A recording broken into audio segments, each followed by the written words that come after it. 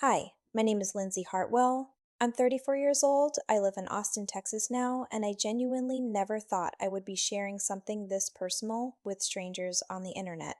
But I've been sitting on this story for almost 2 years, and it has been eating me alive. Not because I feel guilty about what I did, not because I regret the choices I made, but because sometimes the people who are supposed to love you can do something so quietly devastating, so breathtaking in its casualness, that you need to say it out loud to someone, anyone, just to confirm that it was real, that you didn't imagine it, that you're not crazy. Because for a long time, I thought maybe I was. So here I am. Before we get into this, I want to be upfront with you. This is not a story about a dramatic single moment where one terrible thing happened. This is a story about a lifetime of being slowly erased, slowly made invisible by the people who were supposed to see you most clearly. And I really think, that if you've ever been the responsible one in your family, the one who was overlooked because you didn't cause enough drama to be noticed, the one who was described as capable and fine and strong, while someone else got all the attention, then you are going to feel this in a way that might be almost uncomfortable, because it's going to sound familiar in a way that hits close to the bone. I need to start from the very beginning, because the ending only makes sense if you understand how long this was building. How many years of small moments added up to the moment that finally broke something open. And trust me when I tell you, the ending is worth waiting for. I grew up in a mid-sized town in Ohio called Fairfield. My dad, Robert, worked in insurance. My mom, Diane, was a school administrator. We were solidly middle class in the comfortable, unremarkable way that middle class families are. Nice house, 2 cars, summers at Lake Erie, school activities, Christmas mornings with too many presents. On paper, we looked like the kind of family you'd see in a stock photo. There were two of us kids. Me, Lindsay, the older one, and my younger sister, Kayla, who was 3 years younger than me. I want to be careful here, because I'm not interested in telling you a story where my sister is a cartoon villain. She is a real person with real pain, and I'll get to that. But I need to be completely honest about what our childhood actually looked like, because the dynamic that formed when we were very young is the entire root system of everything that came later. From as far back as I can remember, Kayla was the one who got the attention. Not because she was smarter, not because she was kinder, because she was louder. She cried more easily. She made bigger scenes. She demanded things openly and without embarrassment, and somehow, every single time, that approach worked. If Kayla wanted something and was told no, she would cry so hard and for so long that our parents would eventually give in just to restore quiet to the house. I figured out early that the opposite approach worked for me. I was quiet. I made good grades without being reminded. I cleaned up after myself. I didn't start conflicts. I managed my own feelings. And my parents, who were not bad people, but were genuinely exhausted people doing their best with the tools they had, responded to that by leaving me alone. Not in a cruel way. In a she's fine, she handles things way, which sounds okay when you describe it like that, until you realize what she's fine slowly becomes over years and years and years. She's fine becomes she doesn't need anything. She doesn't need anything becomes we don't need to think about her. And we don't need to think about her becomes the operating assumption that shapes every single small decision in that house, from birthday presents to curfews to whose problems get discussed at the dinner table. I remember being 11 years old and Kayla getting a brand new bicycle for her 8th birthday. Cherry red white streamers on the handlebars, a silver bell, the whole thing. She screamed with joy when she saw it. I had gotten a set of illustrated books for my 11th birthday. I actually loved books, so that part wasn't the wound. The wound was what my mom said when I mentioned, very gently, that Kayla's gift seemed bigger than mine. My mom looked at me with a tired, patient smile and said, "You're mature enough to appreciate something like that, Lindsay. Kayla needs more tangible things." I was 11 years old. I turned that sentence over in my head for the rest of the afternoon, mature enough to appreciate less. That was the message underneath it. Your maturity is the justification for your deprivation. And once I noticed that, I started noticing it everywhere. Kayla got the bigger bedroom when we moved houses because she needed space for her things. Kayla got to stay up later because she had trouble sleeping and needed wind down time. Kayla got picked up from school on days where I could have used a ride too because I was responsible enough to take the bus. Kayla got new clothes at the beginning of every school year regardless. I got a budget and was taken shopping only when I'd outgrown things enough that it was unavoidable. The word responsible became a kind of sentence in our house. Every time I managed something well, it was proof that I could be trusted to manage more. Every time I didn't need something, it became evidence that I didn't need anything. Every time Kayla couldn't handle something, resources poured toward her to compensate. I want to tell you about Christmases, because Christmas was the one time a year where everything got put on display in a way that was impossible to rationalize. Every Christmas, from probably age 10 onward, I kept a mental note of the gift counts. Not out of greed. I was a child trying to make sense of something that felt unfair. And counting was how I made it concrete. The counts were never even. Not once. Usually, Kayla had somewhere between a third and twice as many gifts. The discrepancy in the quality and cost was even more consistent than the count. One Christmas, I was maybe 13, Kayla would have been 10. I mentioned it to my Aunt Gloria. Aunt Gloria was my mom's older sister, sharp-eyed and warm, the kind of woman who paid attention to things other people preferred not to see. She looked at the pile under the tree, and she looked at my face, and she didn't say anything right then. But she pulled me aside later that day and said, "I see it, Lindsay. I want you to know that." That was enough. It wasn't a fix. But being seen by one person when you're otherwise invisible is a thing that keeps you from losing your mind. I loved Aunt Gloria for that moment for years afterward. I kept those moments close. The moments where I was actually seen, because at home they were rare. Part 3. The College Fund Debuterial. I want you to understand who I was by the time I reached senior year of high school, because this context is everything. I graduated with a 3.9 GPA. I was in 4 AP classes. I was in the Honor Society and the debate team. I had worked a part-time job at a coffee shop 16 hours a week since I was 16 because I wanted to save money, because some part of me already sensed I should not count too heavily on support that I hadn't seen evidence of. I applied to 8 universities. I was accepted into 6 of them. My parents had told us both, casually but consistently over years, that there was a college fund. They didn't give specifics. They just said it as reassurance, the way parents say we're taking care of it. College is covered. Don't worry about that part. I believed them. Why wouldn't I? I was 17. They were my parents. I remember the dinner table in March of my senior year, acceptance letters in front of me. My first choice school, a state university with an excellent business program, had accepted me with a partial academic scholarship.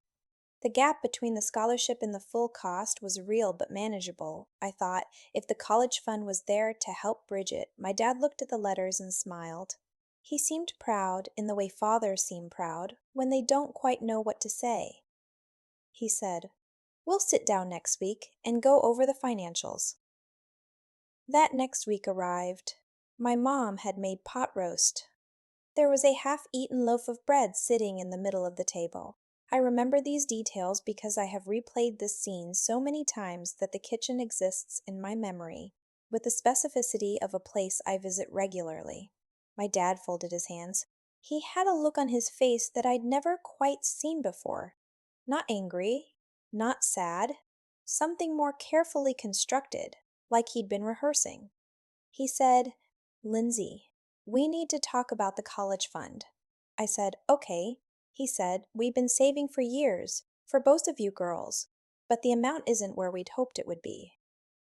"And with your sister's situation," I interrupted him, calmly. "What situation?" He and my mom exchanged the exact kind of look that parents exchange when they've talked about something between themselves so many times that a whole conversation can happen in a glance. My mom said gently, "Kayla has been struggling, honey. She's been struggling for a while." The school has been recommending additional support, therapy, specialized tutoring, some programs. It adds up. I was very still.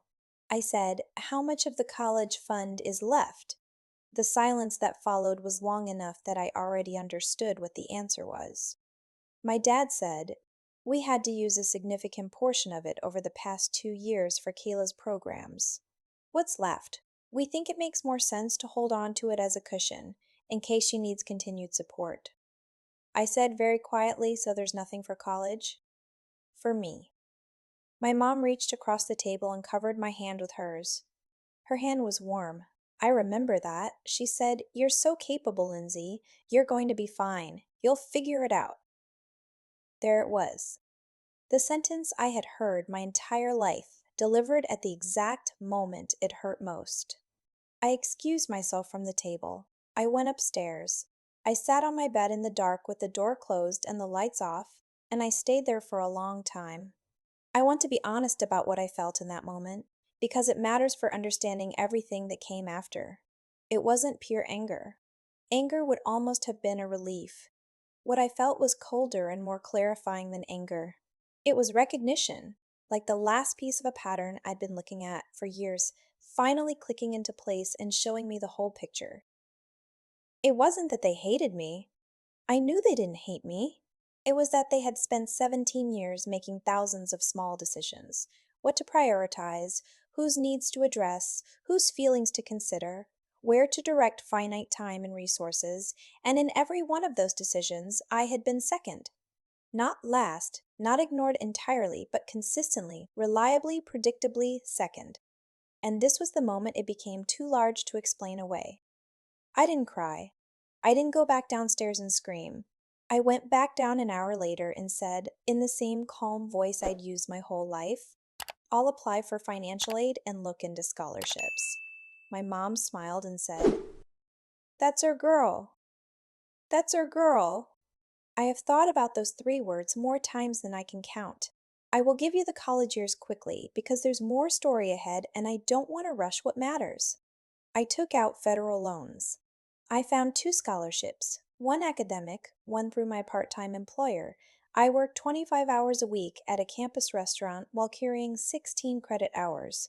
I slept too little and ate too much pasta and learned things about myself I never would have learned if someone had made it easy. I graduated in 4 years. Business degree, accounting concentration, honors. I had a job offer from an internship before my final semester ended. I was proud of myself. Specifically, I was proud in the way you're proud when you've done something genuinely hard and you did it entirely on your own resources.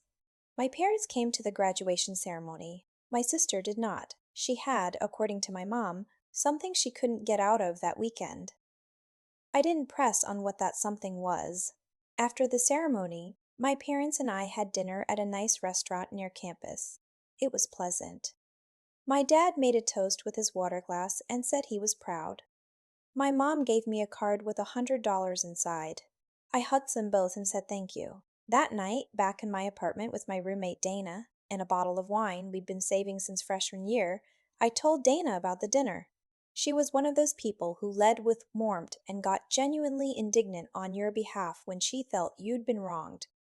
She said, "Just the 3 of you? No family thing?" And then she caught herself and said, "Sorry." My parents threw a thing for like 40 people when I graduated, with a DJ. I laughed honestly. No DJ. 2 weeks later, I was in my apartment when my phone buzzed with a text from my mom. There was a photo attached. It was my parents' backyard. There were balloons tied to the fence. There was a catered spread on folding tables. There were relatives I hadn't seen in years, aunts and uncles and cousins, laughing and holding plates. And in the center of everything, my sister Kayla, 20 years old and grinning, flanked by my parents, underneath a large banner that read, "Congratulations, Kayla," in bright block letters. My mom's caption said, "Kayla finished her course program. So proud of her hard work. Wish you could have been here." Kayla had completed an 8-week online certificate program. 8 weeks. I set my phone face down on the kitchen counter. I stood there for a while, I wasn't even sure what I was feeling exactly because the feeling was too layered to name in a single word. It was grief, maybe. Grief for a version of my family that had never actually existed except in the version of it I told myself about. That was the day I made a real decision.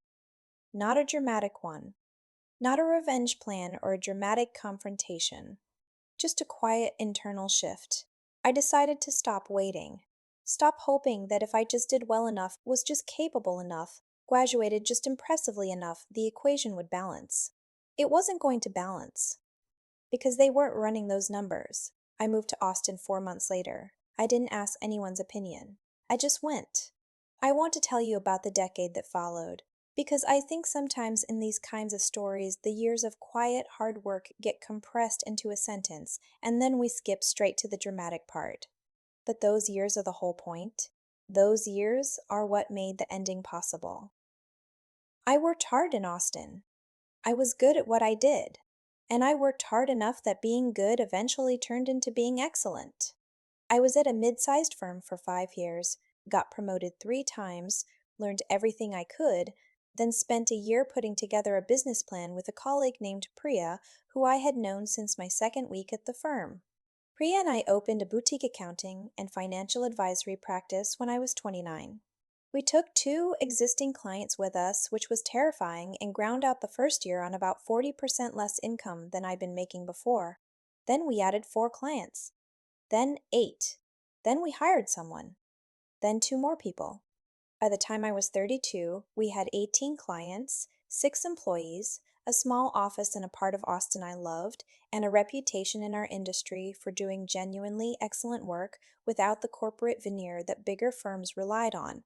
We were profitable. We were growing. I had built something real with my own hands and my own mind and my own stubborn refusal to count on anyone but myself.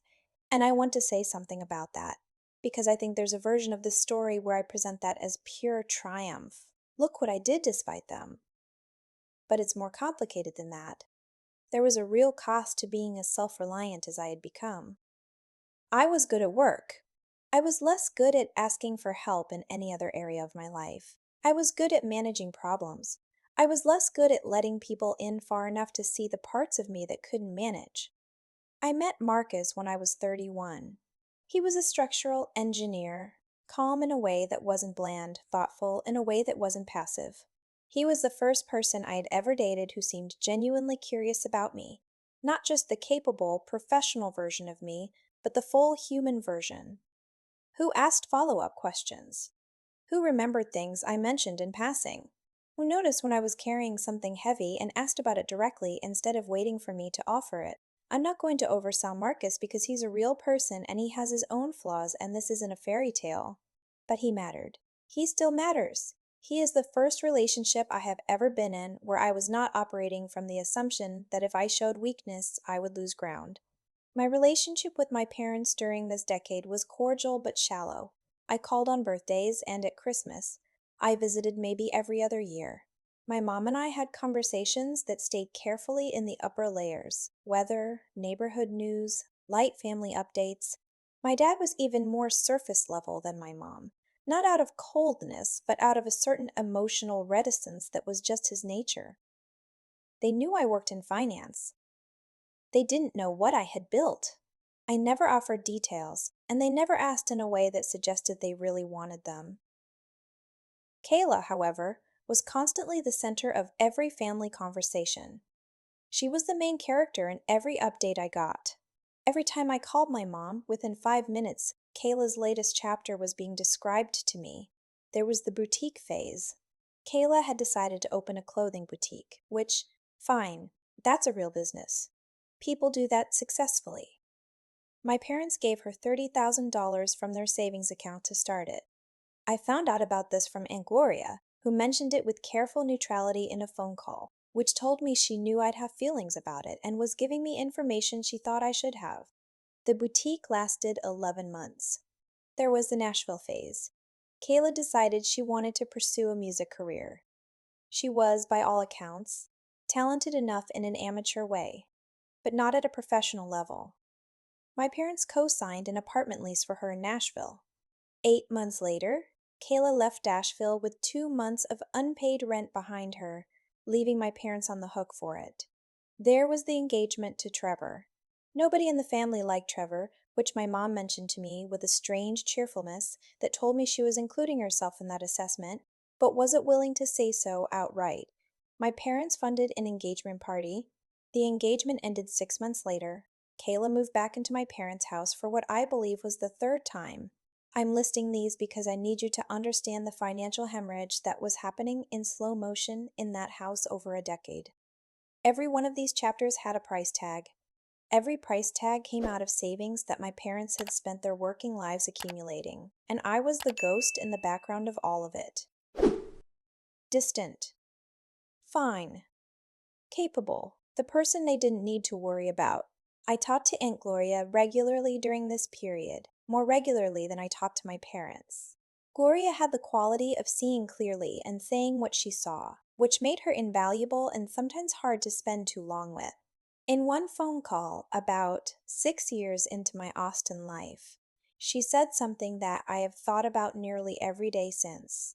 She said, "You know, I've watched your parents for 30 years, and I want to say something to you that I need you to hear as coming from love, not from judgment. Your parents know you're fine, so they spent all their energy on the one who isn't. And I don't think they have ever once stopped to ask themselves why you're fine. Whether maybe the reason you're fine is because the option of not being fine was never really available to you." I said, "Yeah, I know." She said, "It's not strength, what they did to you. I mean, you turned it into strength. But what they handed you wasn't strength. It was a very heavy weight, early, with no choice about whether to carry it." That conversation changed something in how I understood my own story. It was a Tuesday in October. I was in the middle of a quarterly review for one of our larger clients when my phone lit up with my mom's name. My mom did not call in the middle of the workday, so I stepped out into the hallway. She was crying the moment I picked up, not the soft, private crying of someone composing themselves. The messy, ragged crying of someone who had been holding something enormous and had finally let it go at the wrong moment. I said, "Mom, slow down, tell me what happened." Over the next 25 minutes, the whole story poured out. Kayla had been struggling with an addiction to prescription painkillers for nearly 3 years. My parents had known about it, not from the beginning, but for at least 18 months. They had been, in my mom's words, trying to handle it quietly. They had paid for an outpatient program first, then a 30-day inpatient rehab facility. When Kayla relapsed 3 months after that, they paid for a second inpatient stay, a 60-day program this time, which cost $42,000. Those funds had come from their retirement account. Kayla had completed the second program. She came home. She relapsed within 90 days. And then, in the month leading up to this phone call, 3 more things had happened in rapid succession. The first, Kayla had applied for a credit card in my mother's name, without my mother's knowledge, and had charged $18,000 on it before my mother discovered it on her credit report. The second, my parents had noticed cash missing from a drawer in their bedroom. After a painful and frightened internal investigation, they concluded Kayla had taken approximately $800 over several months. The third, and the one that had broken my mother on this particular Tuesday, a certified letter had arrived informing my parents that a man named Daniel Reeves, whom neither of my parents had ever met, had defaulted on a personal loan that Kayla had co-signed. Kayla was now being held legally liable for $26,000 she did not have. My mother said, in a voice that had the quality of someone narrating the aftermath of an explosion rather than the explosion itself, "We don't know what to do anymore, Lindsay. We've used so much of the retirement. Your father's back has been getting worse. The doctor wants him to think about retiring in the next year or two, and we are not in the position we thought we'd be in at this age. We don't know what to do." Then she said it. She said, "You've always been so good with money. You've always been the capable one. We were hoping maybe you could help us figure some of this out." I heard it land, and I noticed something. I noticed that I wasn't surprised. I noticed that on some level, in a quiet room somewhere in the back of my mind that I'd never accessed consciously before, I'd been waiting for this phone call, not wanting it, not planning for it in any active way, but not surprised that it had arrived. The family that had spent 30 years telling me I was so capable, so fine I'd figure it out, had arrived at the moment when my capability was something they needed. I said, "Mom, I love you. I'm going to call you back tonight." I sat at my desk and looked at my computer screen for a few minutes. Then I called Aunt Gloria. Gloria picked up on the second ring. I told her in 4 sentences what had happened. She listened without interrupting. When I finished, she was quiet for a moment. Then she said, "I want to ask you something before you decide anything." I said, "Go ahead." She said, "If it had been you, if you had been the one who struggled, if you had been the one who fell apart and needed help again and again and again over decades, do you believe your parents would have done for you what they did for Kayla?" I didn't answer out loud, but I knew the answer. We both knew I knew it. Gloria said, "Whatever you decide to do, decide it from who you are. Not from guilt. Not from obligation. Not from the old reflex of being the capable one, because that's all you were ever allowed to be. Decide it as a free adult person who gets to choose." That was the most clarifying thing anyone had said to me in years. I called my parents back that night at 8 o'clock. Both of them were on the call. My dad opened by saying, "Lindsay, I want you to know we're sorry to lay this on you. We know it's a lot." I said, "I appreciate that, Dad." He went through the numbers. In the orderly, insurance-trained way that he approached things that frightened him, it was worse when laid out clearly than had sounded in my mom's emotional description. Between the retirement withdrawals, the credit card fraud, and the loan liability, they were looking at a financial gap of close to $110,000. Not all of it immediately due, but all of it real, and all of it sitting on top of a retirement account that was already significantly depleted from what it should have been. My dad was 63. His back was a recurring problem that was trending towards something that would require surgery. My mom was 61 and healthy, but anxious in a way she'd always managed by staying busy, and the current situation was not something busy could solve. When my dad finished, I said, "Can I ask you something before we get to what you need?" He said, "Of course." I said, "When you made the decision to use the college fund for Kayla's support programs, the fund that was supposed to be for both of us, was that a hard decision? Did you talk about it a lot?" A silence opened up between us. My mom said carefully, "It was hard, yes. We knew it wasn't fair to you." I said, "Did you consider telling me? Did you consider asking me how I felt about it?" I was 17. I could have had a conversation. Another silence. Longer. My dad said, "We thought you were doing so well. You were handling everything. We didn't want to put more weight on you." I said, "You didn't want to put weight on me. So you took the money without telling me and then told me I'd figure it out." He didn't answer. I said, "When Kayla's boutique failed, you gave her $30,000. I had a business idea around that same time that I never even brought to you, because it never occurred to me that asking was something I was allowed to do. Did you know that?" My mom said very quietly, "I didn't know that." I said, "When I graduated from college, with honors, with loans I took out alone, while working 25 hours a week, you took me to dinner. 2 weeks later, you threw Kayla a party with 40 relatives because she finished an 8-week certificate. Do you remember that?"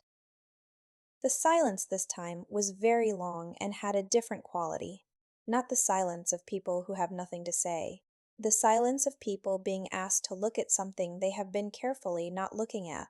My dad said, "Lindsay." I said, "I need you to hear me say something out loud before we talk about anything else.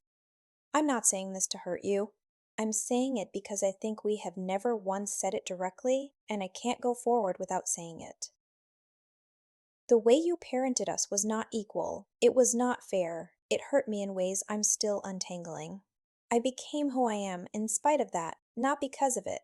And I have spent 10 years building a life that has nothing to do with your approval or your attention or your recognition.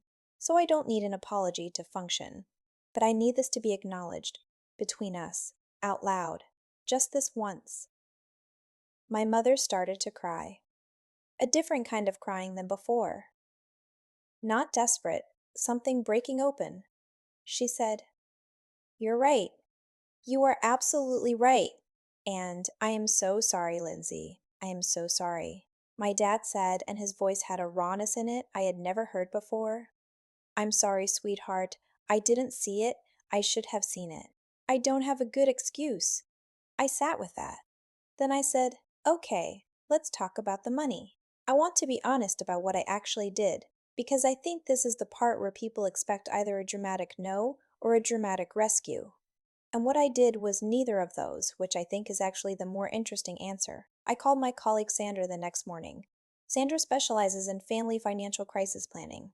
She's direct, she's thorough, and she has seen every possible version of this kind of situation. I trusted her completely.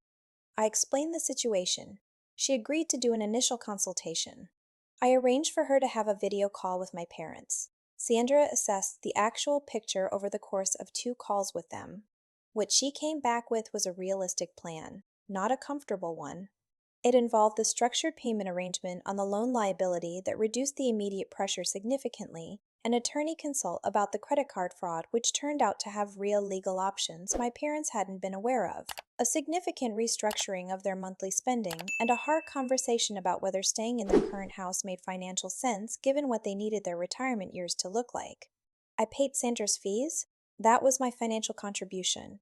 The consultation costs, which ran to about $1,200 across both calls and follow-up work. I did not pay off the loan. I did not cover the credit card debt. I did not make Kayla's consequences disappear. I want to explain that choice directly, because it matters. My parents had spent 30 years protecting Kayla from consequences. When the boutique failed, there was a check. When Nashville went sideways, there was the back rent covered. When engagement fell apart, the door just opened. When addiction arrived, there was one rehab and then another, funded from their retirement, with no conditions attached beyond "please get better." Kayla had never once been required to sit with the full, unmitigated weight of what her choices cost the people who loved her. And I genuinely believe, that being protected from consequences is not protection. It is a slow destruction of a person's ability to relate honestly to reality. Sandra's plan required Kayla to pay rent toward household expenses while living at home, not a punishing amount, a real one. It required Kayla to maintain active enrollment in a long-term outpatient recovery program as a non-negotiable condition of continued family financial support. It required my parents to commit to not making any financial decisions on Kayla's behalf without consulting each other and, in cases above a certain dollar amount, without outside input. My mom called me a week after this plan was in motion. She said Sandra was very direct. I said, "Yes, she is." That's why I called her. My mom said, "Kayla is not happy with some of these conditions." I said, "I know." A pause. My mom said carefully, "I've been thinking a lot about what you said." On the call. About what we did. About the college fund and the graduation and all of it. She paused again. "I think I used to tell myself that the reason we leaned on you so much was because you were strong, but that's not honest. You were strong because you had to be. We made you that way by never giving you the option of not being strong. And then we used your strength as a reason not to invest in you the way we invested in Kayla." She said, "And I think we hurt Kayla too. In a different way. By never letting her find out what she could carry."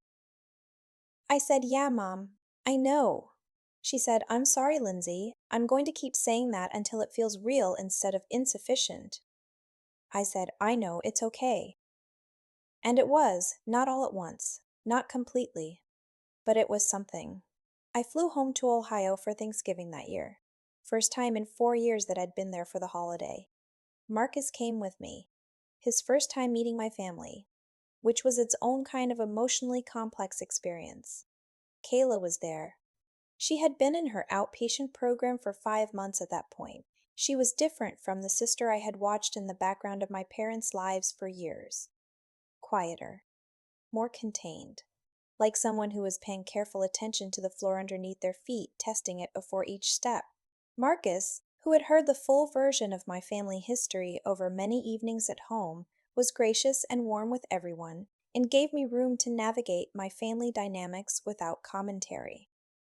This is one of the reasons I love him. Kayla and I weren't effusive with each other. We weren't the kind of sisters who had that foundation. But we sat next to each other at dinner, passed food, made occasional small talk, and it was awkward and real and human in equal measure. At one point, my parents were in the kitchen together doing the dishes. They were the kind of couple who did the dishes together, always had been, one washed and one dried, and Marcus had gone outside to look at something on the property with my dad's old hunting dog, and it was just me and Kayla in the living room. Kayla was looking at her hands. She said, "Mom told me about what you said on the call." I looked at her. She said, "The college fund. I didn't know they had used it. I didn't know it came from your money." I said, "I know." She said, "I'm sorry. I know that's probably not the right size for it, but I'm sorry. I want to be careful here because I don't want to overstate this moment." It was not a Hollywood reconciliation. She looked like someone who was in the middle of doing hard work, not at the end of it. She looked uncomfortable and raw and real.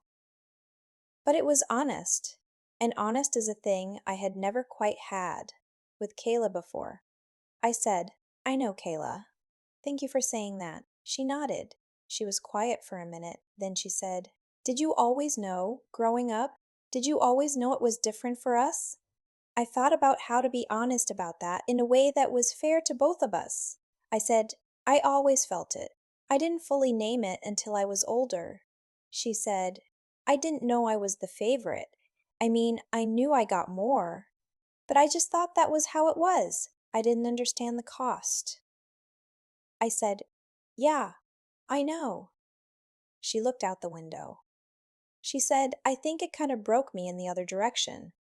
Always having a net, always being caught. I never learned how to catch myself." She paused. "Does that sound like I'm making excuses?" I said. "It sounds like the truth. And the truth isn't an excuse, it's just the truth." She looked at me with the kind of expression that is not quite gratitude and not quite relief, but something that lives between them. Then my mom called us both to come help carry dessert out, and the moment passed. But it stayed with me. It stayed with me the whole flight home and afterward, and it still stays with me now. Because in all the years of being invisible in my family, in all the years of watching Kayla occupy the center of everything, I had never once been given any evidence that Kayla had any awareness of the price tag attached to being the favorite. That conversation wasn't an absolution. It wasn't a healing of 30 years in 5 minutes. But it was a beginning of something I hadn't thought was possible. An honest relationship with my sister, built slowly, cautiously on a foundation of reality rather than performance. That's worth something. I want to be real with you about how things actually are, because I'm not interested in tying this story up with a bow it hasn't earned. My parents are in a different place than they were. Financially, they're going to be okay, not the retirement they had planned, but a workable one. They sold the house, which was hard for my mom in a way that was almost physical, and moved into a smaller place in the same town. My dad's back surgery went well. He's semi-retired now, doing occasional consulting work, which suits him better than full retirement would have anyway. My relationship with them is different. Genuinely different, not just politely different. My mom calls more often and asks about real things. My dad has said, "I'm proud of you more in the past year than in the previous 20 years combined." We still have old patterns that surface occasionally, moments where I revert to performing fine and they revert to accepting it. But we catch it now. That's new. Kayla has been clean for just over 8 months. She has a part-time job at a plant nursery, which, knowing Kayla, knowing her chaotic energy, is somehow exactly right. She sends me photos of unusual cacti sometimes. I send back small comments. We are not close. But we are building something, carefully and without expectations, one text at a time. Marcus proposed in the backyard of our house 6 months ago on a Sunday morning while I was drinking coffee, and he was supposedly looking at a broken gate latch. He had the ring in his jacket pocket. I said yes immediately, which surprised both of us, since I am not typically someone who does anything immediately. I said yes because he is the first person who has ever treated my capability as one feature of a full human being, rather than the thing that makes me low maintenance.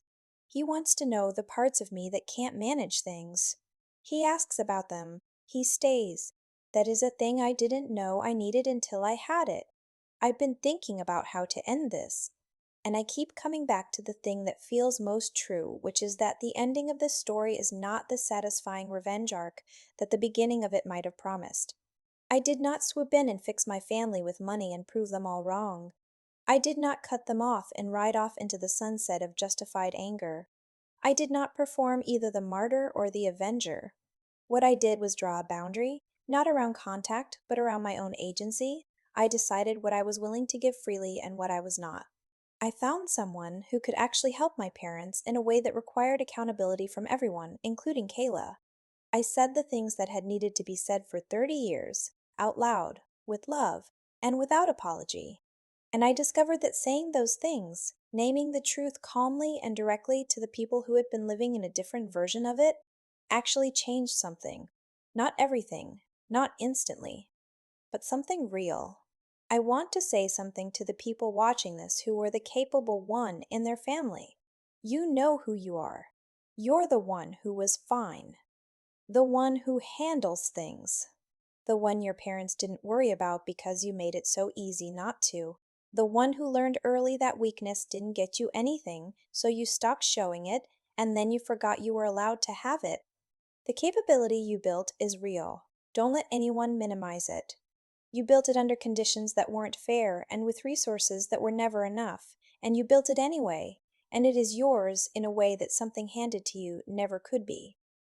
But I need you to hear this too.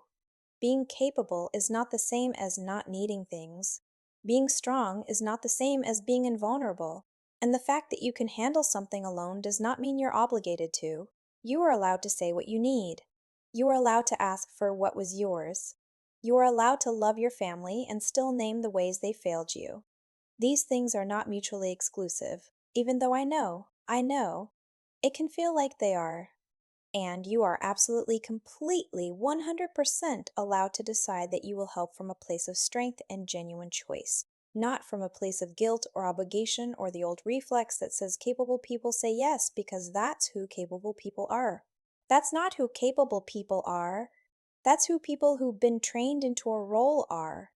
You get to be more than your role. You get to be a whole person. I built a whole life. It took until my 30s to fully understand it was mine and I was allowed to live in it completely. But it is mine. Nobody handed it to me, and nobody can take it. I hope you build yours too. If you made it all the way to the end of this, I want to say thank you genuinely and specifically. Not in the generic way, in the way where you've been sitting with something heavy for 2 years and you finally let someone sit with it alongside you, and that mattered. I would really love to know if any part of this resonated with you. Specifically, were you the capable one? The fine one? The one who figured it out while someone else got the attention? Because I think there are so many more of us than people realize, and there is something deeply relieving about just knowing you're not alone in it. Drop something in the comments if you feel like it. Even just, I was the capable one too. You don't owe anyone your whole story. Just knowing someone else recognizes the specific thing is sometimes exactly enough. If you want more of this, more real stories, more honest conversations, more of the kind of thing that sits with you for a while, I'll be here. I have more to say. Not all of it is this heavy. Some of it, with enough time and distance, is almost funny. That's the thing about painful things that are far enough away now. They get to become stories instead of wounds. Take care of yourselves tonight. And if there's someone in your life who has always been described as so capable, so fine, they'll figure it out. Maybe reach out today. Not to ask for anything. Not to need something from them. just to let them know that you see them. You might be surprised by how much that costs you nothing and gives them everything. Good night. See you next time.